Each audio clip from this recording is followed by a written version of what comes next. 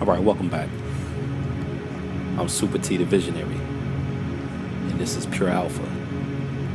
Let's talk about narcissism versus self-improvement. Let's start with the character Narcissus, the one according to Greek mythology. He was a hunter who was known for his beauty.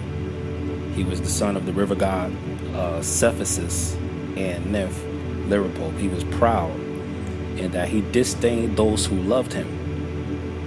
Nemesis noticed his behavior and attracted Narcissus to a pool where he saw his own reflection in the water and fell in love with it, not realizing it was merely an image. Unable to leave the beauty of his own reflection, Narcissus lost his will to live. He stared at his reflection until he died. This is the character Narcissus, and it's the origin of the term narcissism, a fixation with oneself and one's physical appearance or public perception. Self-improvement is pretty much self-explanatory, means to improve on yourself. Now, the disparity between narcissism and self-improvement is that both things are concerned with self, but one thing is concerned with the self being stagnant, and the other is concerned with the self experiencing growth. Narcissism says, it's all about me, and I don't need to change for anybody. Self-improvement says, I am responsible, and I hold myself accountable for all of the adjustments that I have to make in order to make my life better.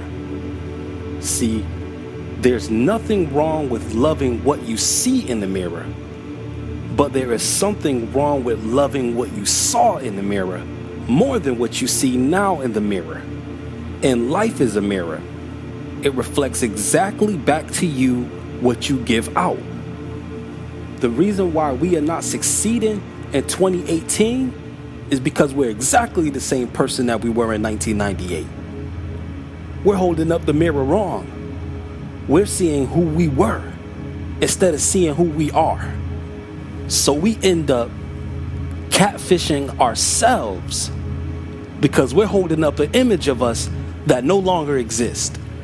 So I dare you to hold up a three-way mirror, a mirror that sees who you were in the past, who you are now, and who you will be later. To say things like, well, this is how it is, this is how it always was, and this is how we've always done it. That's narcissism. That's being stuck in your reflection. What we need to do is be open-minded enough to say, yes, I acknowledge how we've always done things, but I also acknowledge the fact that we can always do things better.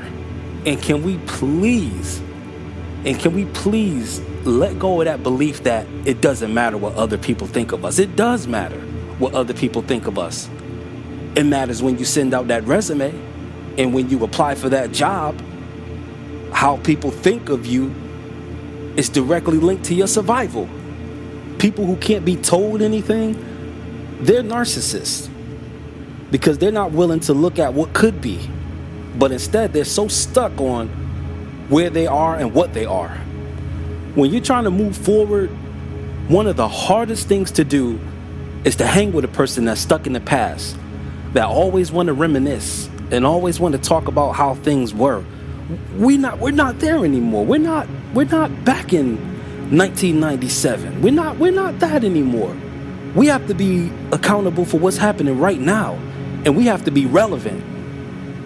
We all have cell phones, but it's your narcissism that continues to rely on the beeper. We have to be willing to evolve. We have to be willing to expand, because if we don't evolve,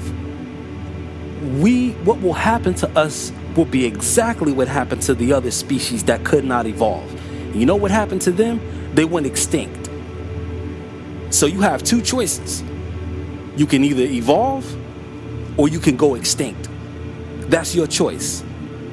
Self-improvement means that you will continue to evolve. Narcissism means that you are already extinct. This is Super T, speaking to a super you. Talk to you next time.